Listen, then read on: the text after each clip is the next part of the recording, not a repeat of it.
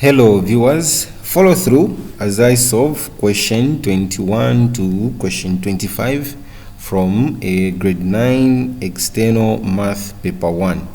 So this video is a continuation of where we ended in solving questions at grade 9. In my recent video at grade 9, I worked out question 16 to question 20. So this video is going to focus on question 21 to question 25. So starting with question 21 reads, Mrs. Kongola deposited 1,200 kwacha zirongwe in a bank, and after 6 months she got an interest of 180 kwacha zirongwe. Find the rate of interest. So to find the rate of interest, all we are going to do is use this simple formula. Interest is equal to principal times rate over 100 times time taken. So this is just a matter of substituting.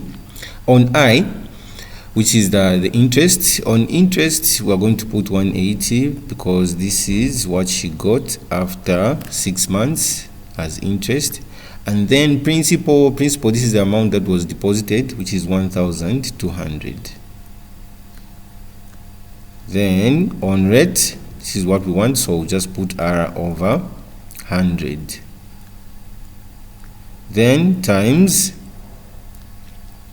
on time taken for her to get interest of 180 kwacha is 6 months, which is half a year, so we're just going to say 6 over 12.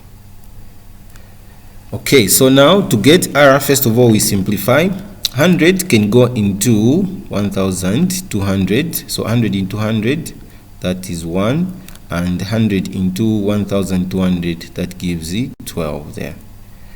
12, which is below 6, this 12 into 12, that's 1, and 12 into the 12 we got when we were simplifying 100 into 1,200, this gives also 1 here. 12 into 12 is 1. So what we have on the right side is 1 times R times 6. This gives 6R on the numerator, and below we get 1 times 1, which is 1, and 1 into 6R will just give 6R. So we just write what is on the left side, which is 180. To get R, we divide by 6 both sides, so 6 over 6 here, and 180 over 6. 6 into 6, that's 1. 6 into 6, that's 1. 1 times R will give us R, so we write R first. Then 6 into 6, that's 1, and 6 into 180, this gives it 30. So R is equal to 30%. So this here is our rate of interest. Going to question 22. Question 22 reads, the table below shows the marks obtained by 20 learners in a mathematics test. So these are the marks 5, 6, 7, 8, 9. Also the frequency. For 5 marks we've got 3. For 6 marks we've got 4. For 7 marks we've got 6. For 8 marks we've got 4. For 9 marks we've got 3. So what we want to calculate is the following. Calculate the mean mark. To calculate the mean mark, we are going to use the mean formula, which is given by mean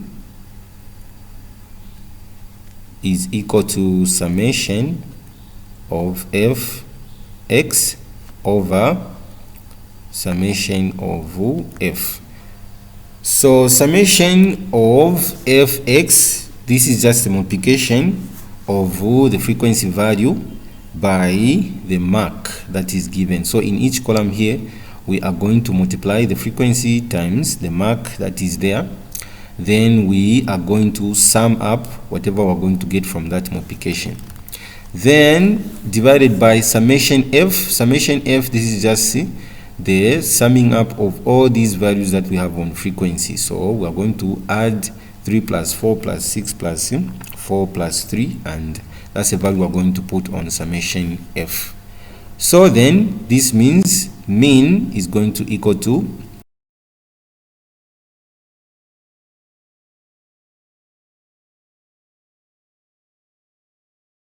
so here first of all we try to multiply the marks and their frequencies. So if you multiply 5 times 3, here you get 15, and 6 times 4 we get 24, 7 times 6, here we get 42, 8 times 4, here we get 32, 3 times 9, here we get 27, and adding up these values will give us 140. So mean is equal to 140 over, summing up the frequency values, 3 plus 4 plus 6 plus 4 plus 3, this gives you 20.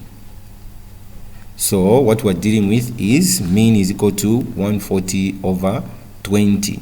Now what is it? 20 into 140. So 20 into 140 gives you 7.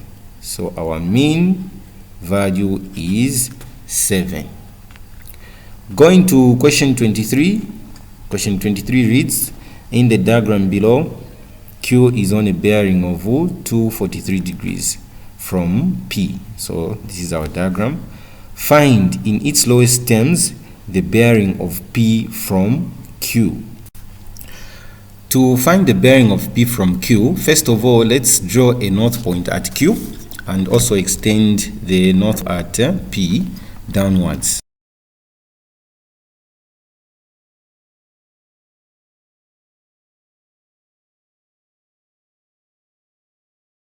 So after drawing a north point at Q and also extending the north point at P, let's get this angle which is between the line QP and the extension that we did on P here.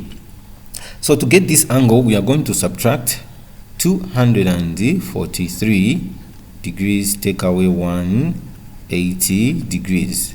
Now the reason why we are subtracting here, this is because straight line is 180 degrees. Okay, so we have to remove this straight line, which is equal to 180 degrees from 243.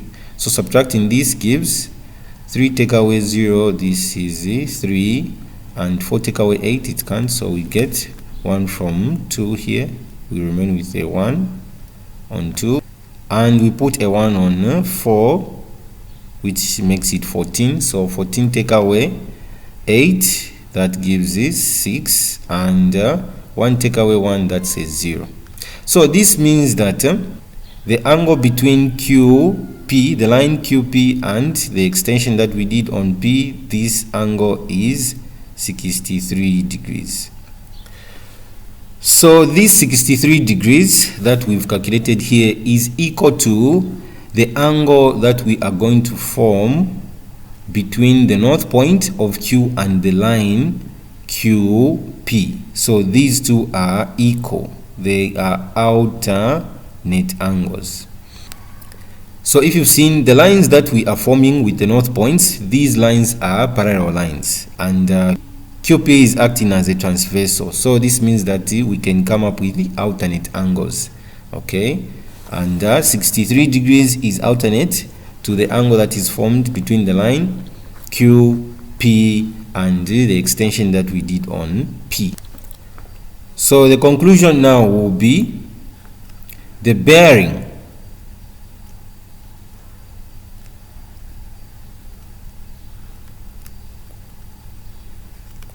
of P from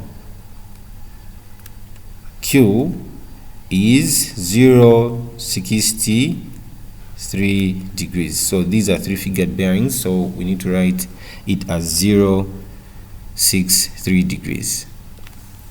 We now go to question 24.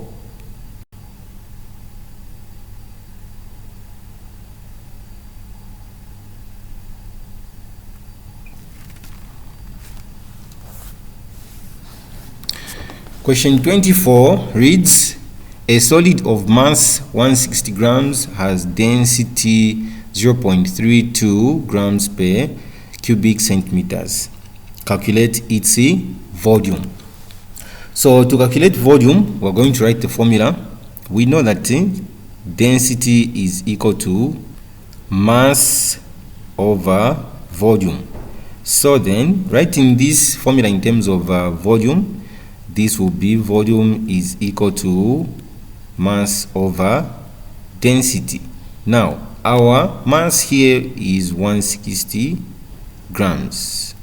Then this will divide with density, which is 0.32 grams per cubic centimeters. So the grams will simplify, leaving us with the cubic centimeters. Now, just dealing with the values, if we are dividing a decimal into a whole number, here what we're going to work with is just multiplying by 100. So when you multiply by 100, the numerator will become 160 by 100. Then the denominator will be 0.32 by 100. And here we are looking for volume, so cubic centimeters. So what is 160 by 100? So 160 by 100 is 16,000. Then divide by 0.32 times 100. This is 32. So then, if you simplify this, this will give you 32 can go into 160. Okay, so 32 into 32, 1, and 32 into 160, that is 5. So here we are going to get 500 on top. So 500 over 1 is just 500, and here the units are cubic centimeters.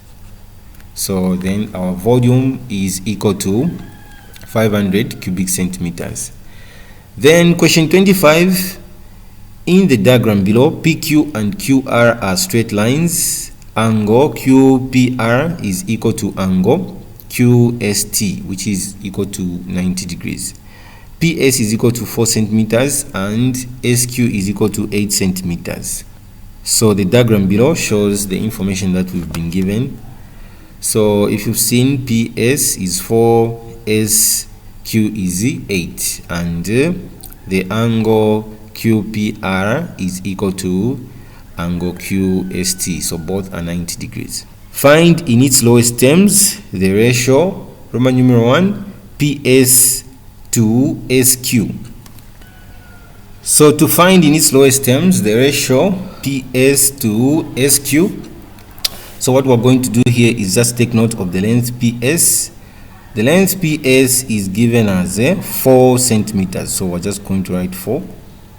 Then 2, the length SQ is given as 8, so this is 4 to 8. So what number can go into 4 and 8? So the number that can go into 4 and 8 is just 4. So 4 into 4, that gives 1, and 4 into 8, that is a 2. So this means that in its simplest terms, the ratio PS to SQ can be written as 1 to 2. So it's 1 to 2. Then find in its lowest terms the ratio PQ to SQ, that's Roman numeral 2. PQ is the addition of PS plus SQ. So here we've got 4 plus 8 adding, which is going to give us 12. If we add 4 plus 8, we'll get 12. So to SQ, if you've seen, SQ is 8, so we're going to put 8. So this is equal to, so on PQ we are getting 12 because 4 plus 8, that's 12, so we get 12 to 8, which is SQ. Now let's reduce this. What number can go into 12 and 8? The number that can go into 12 and 8 is 4. So if we divide 4 into 12, this gives 3, and 4 into 8, this gives 2. So in its lowest terms, the ratio PQ to SQ is 3 to 2, and that is the answer here. So thank you so much for watching this video. Look out for solutions to question 26 to 30 in my next video at grade 9.